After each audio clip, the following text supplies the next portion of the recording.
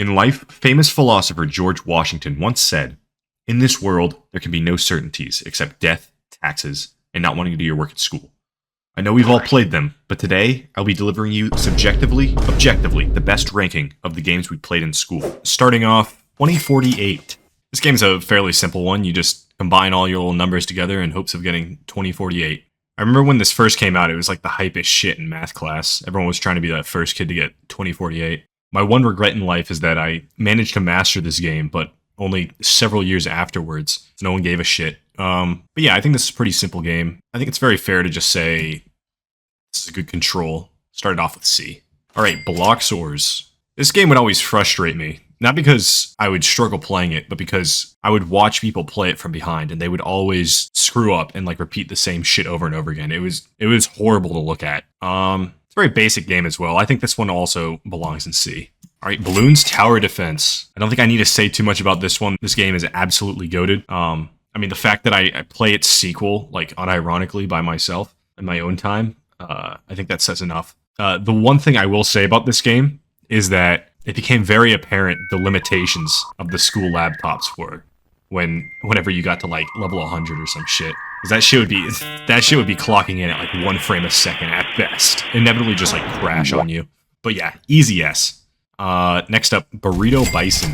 Burrito Bison was quite a fun one. I feel like it had a good mixture of not playing the game while also playing the game. I'd say a big downside of this one, though, is that unlike other games like 2048, where you like maybe convince your teacher that it was a math game and you were able to do it, not get in trouble as much, if anyone saw you play this game, you were cooked. It's very fun. It was very fun, though. You know, I was able to find a connection with my Mexican heritage that may or may not exist. All right, Clear Vision. Now, I'll be completely honest with you guys. I've never actually played this game. I only remembered it because my good old friend Cameron is very visually challenged. Used to play this game all the time, and the group would make fun of him because of how ironic it was that he was playing Clear Vision.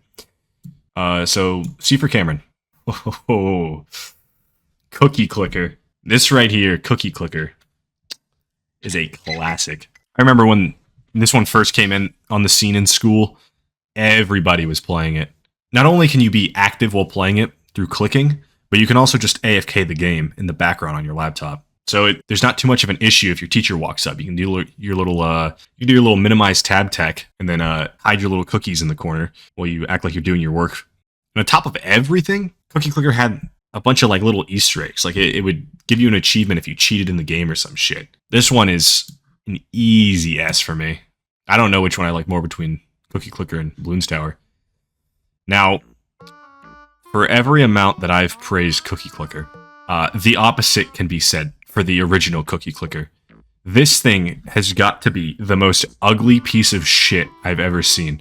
It looks like it was made in like an afternoon. It is horrible. The white backdrop with the terrible text and pictures. Oh my god. Yeah, no, this thing's going in the gutter. Alright, Dino Game.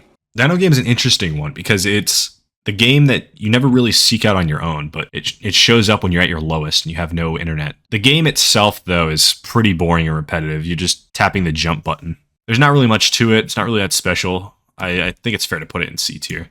Alright, Duck Life. I'm not sure about you guys, but I remember that Duck Life was like the game that all the white chicks played. I felt like it really helped them reconnect with their slave owner ancestry. Really get on that Mike Vick grind, raising up those little guys. I think it's a pretty fun game. It's a little repetitive, but I think it's fair to put it in A. All right, Effing Worms. This one, for those of you who don't know, is like a kind of Spore ripoff where you're just this giant worm eating everything. It's a pretty fun game until you like beat it. Then it's just repetitive as shit. A big knock I'll have to it though is that if by any chance your teacher looks over your shoulder and sees this, there is no explaining yourself. You are getting your laptop taken away. So yeah, for those reasons, I'm putting it in B. Eggy Car. Yeah, I don't really fuck with the car games. And the guy look at his face. I fucking hate that shit. Yeah, I'm putting him in D. Now, this might be a little controversial here. I can already hear the people being upset. Water Girl and Lava Boy, or Fire Boy. I'm fucking mixing it up with that one Disney movie. Yeah, I played this like once or twice, just because I saw other people playing it. Yeah, no, this shit is cringe. This is like the Steven Universe people. No, this is going to D. Okay, IQ ball. This one's a little quirky one. Yeah, your little, I don't know what to call that, an appendage. I hope it's a limb. Where you extend out and stick onto stuff and do your little puzzles. I feel like this is a good one. I feel like your brain gets a little larger, even if just slightly. For a school game, yeah, I say it's pretty good. It's not amazing, but good enough to put it in B. All right, learn to fly.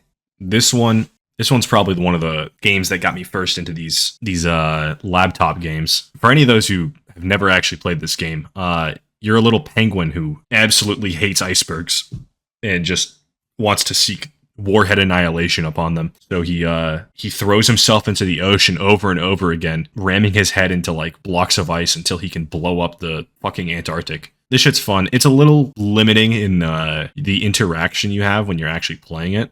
So I'm gonna put it down a little bit for that, but it is definitely a solid A. Papa's Pizzeria. And then also all the little knockoff fake games of this genre. This game is basically just you're working a shift and you're just making stuff, but you get little cute sound effects. To be honest, I think you would be better off just actually working a shift instead of doing this crap. I don't really get why people love this game. I'm putting it in C. All right, Minesweeper. And here's the thing about Minesweeper, right? 99% of people don't know what the fuck they're doing in this game. To the 1% that actually do know how to play the game, myself included, this is like actually at the highest level. Once you actually like fully learn the game, it's shit. It is literally just you do like multiple coin flips, and if you land correct each time, you win the game. If not, you just fucking lose. It is complete chance, and it can just fuck you over. Actual garbage. Putting that shit in D. At both the highest and lowest levels of the game, it is unplayable. So for that reason, it goes in D. Parking Panic. This game is like a little puzzle of cars that you move and you try to get your car out of the parking lot. It's cute for the first like 1 or 2 games. Looking back on it, this game is like basically all those new mobile game ads you see where the people are like mentally deficient and can't figure out like a normal puzzle. And so you feel inclined to download the fucking game only to find out that it's filled up to the brim with ads and shit. Yeah, this is garbage. I'm putting this in D. All right, Run. Run's a classic game. An absolute staple of cool math. I mean, it's fun to play. It fills your brain with enough dopamine to distract yourself from the fact that you're in school and you don't want to do your schoolwork. I will say though, I think I had more fun watching people play this game than actually playing the game. I think I got more distracted watching people play this game than playing any of these games throughout the entirety of my school career. The one knock I will give to this game though is that you have to use both your arrows and the jump key. It is very obvious to your teacher that you are playing on games. Like you're cooked. If your teacher looks your way, they know that you're playing this game. So for those reasons, I'm putting it in A. Very solid game. All right, Raft Wars. This is a very old one. I remember this is one of like the first games I'd see people playing. I mean, it's all right, you know. You shoot your little rafts at other people. Don't really fuck with the aesthetic. It's a B. All right, Snake Game.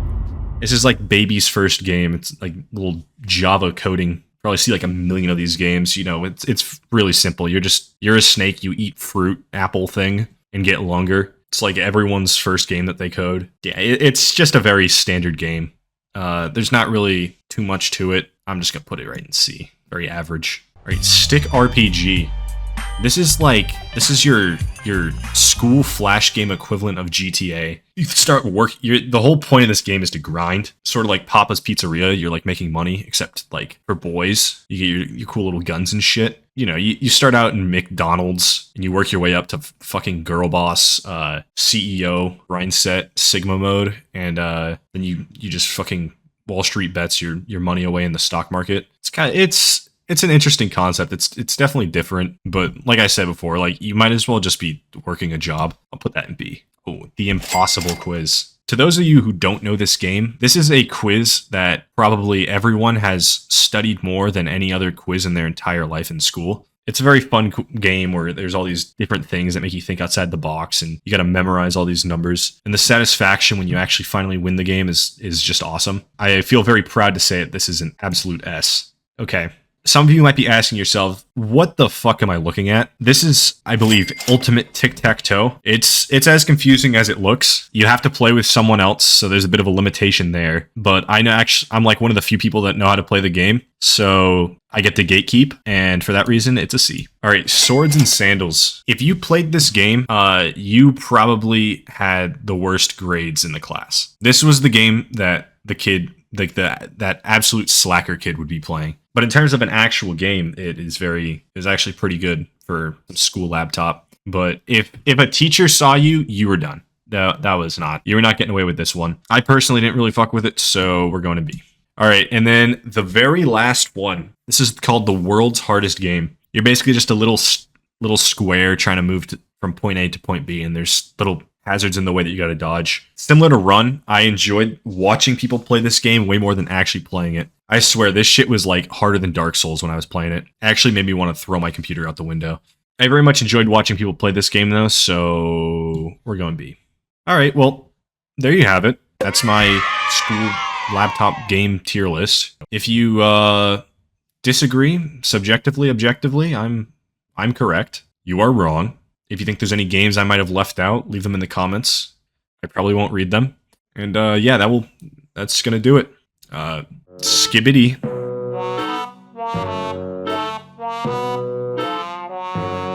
Karen Bost, making the form right now, or I don't recognize your number. You know what to do.